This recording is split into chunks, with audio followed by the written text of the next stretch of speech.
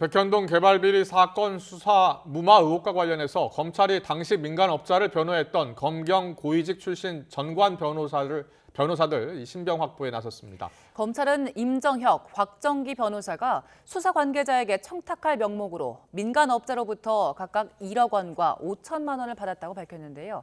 취재기자 연결해서 자세한 내용 알아봅니다. 홍민기 기자. 네, 서울중앙지방검찰청입니다. 네, 지난달 처음 불거진 의혹인데요. 검찰은 구속 수사가 불가피하다는 입장이죠?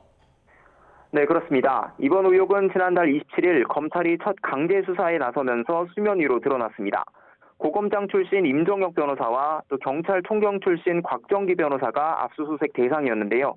두 사람의 공통점은 검찰과 경찰이 백현동 의혹을 수사할 당시 민간업자 정바울 씨의 변호를 맡았던 겁니다. 검찰은 두 변호사가 각각 검찰과 경찰 수사 단계에서 정 씨에게 수사 청탁과 관련해 금품을 받은 정황을 포착해 본격적인 수사에 나섰습니다.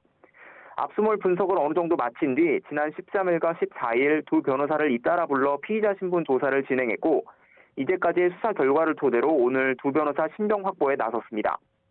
검찰은 전관 출신 두 변호사가 수사 관련 공무원들에게 청탁해주겠다는 명목으로 정 씨에게 금품을 받아냈다고 구속영장 청구서에 적시했습니다.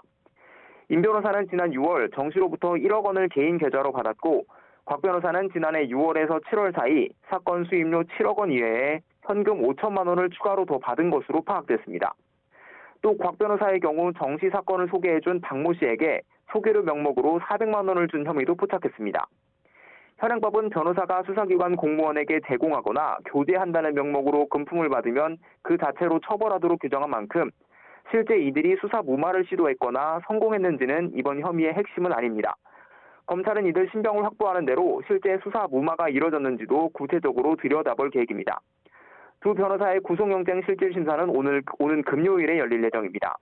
이들은 앞서 입장문 등을 내고 정당한 변호 활동이었다며 혐의를 전면 부인해 영장심사에서 치열한 법리 공방이 예상됩니다. 지금까지 서울중앙지검에서 YTN 홍민기입니다.